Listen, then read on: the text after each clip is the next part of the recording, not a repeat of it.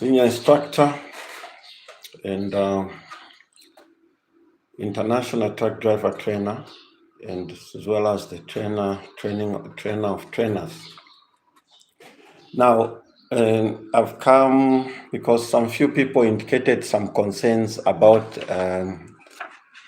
my newly introduced road psychology for the Democratic Republic of Congo lessons. You know, it's a French-speaking country. You are asking what contents are they that are put in that are in the new modules. Well, under the road psychology, we've involved emotions and road rage, and it also includes traffic police competence course, and it also includes some mountain truck driving techniques. Now, these are important because most of what is happening in the Democratic Republic of Congo is more unable to scan the roadway, to anticipate what other road users are about to do. They are unable to predict what might occur in a few seconds to come. So the OJDA process, the observe, judge, decide, and act philosophy has been compounded and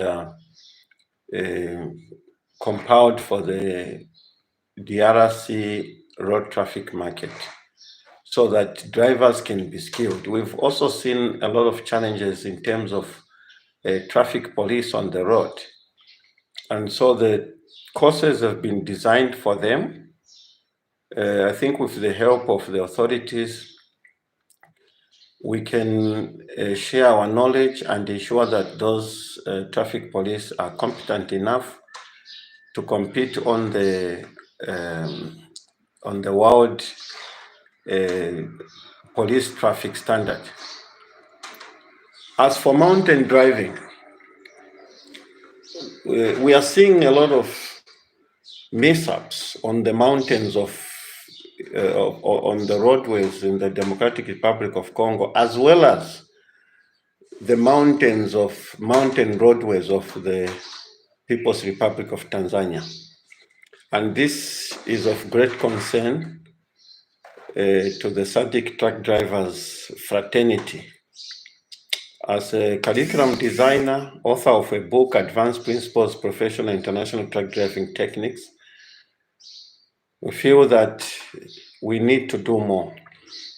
We've seen these kind of challenges in the West African roads. Particularly, I've seen the road where the way truck drivers behave in Kenya, specifically in the city of Nairobi. I've seen the way truck drivers behave in Ethiopia, in Addis Ababa, and some parts of Nigeria, in Ogun State, or Kogi State, Lagos State. I've seen the way drivers behave in Congo Brazzaville, particularly using the route of Brazzaville to Pont-Noir, and in the Moma Mountains, some 300 km to Pont-Noir, in those forest roadways. So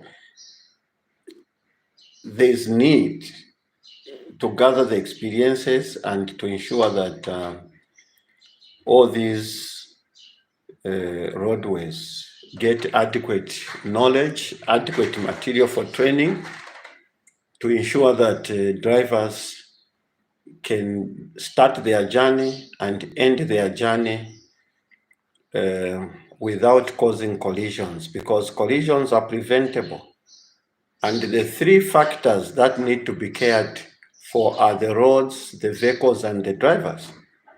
Now, I don't think anybody can convince me that the road causes accidents or the motor vehicle causes accident. Yes, because the driver, if the truck driver is not properly trained, the truck driver will not be competent enough to refuse driving a defective vehicle. If the driver is incompetent, he will definitely start driving a truck without brakes. He will definitely start driving a truck without proper tires, without signal indicators, lights, and all that. But if the driver is competent and well trained, drivers will refuse to start from the starting point. They will not drive that motor vehicle until it is well fixed. And even passing on roadways, trained drivers will be able to interpret the roadway situation and will be able to make a judgment whether to drive over a road that is a roadway that is bad. They'll be able to see that this is not the type of road that I can drive over my truck. And all those are factors that will ensure that there are no collisions across our roadways. But how do they come to that stage? First, they have to be trained to understand, to accept, and to be convinced deep down their hearts that doing so is in the interest of safety. If road traffic collisions are to be eliminated across the African continent. And of course, we are ready to export this knowledge to other continents. But first, we have to start with our own roads, so that we at least ensure that our own roads are safe on the African continent, and our own roads are safe enough to change the image of Africa being the highest, the continent with the highest rate of collisions. We don't like that. We don't like those statistics. The little we've done, we can see that we have helped Africa in many parts of Southern African countries. We have helped Africa in some parts of West Africa. We have helped Africa in Central Africa, in Central African countries. So we have the capacity, we have what it takes to bring Africa to its original position of safety.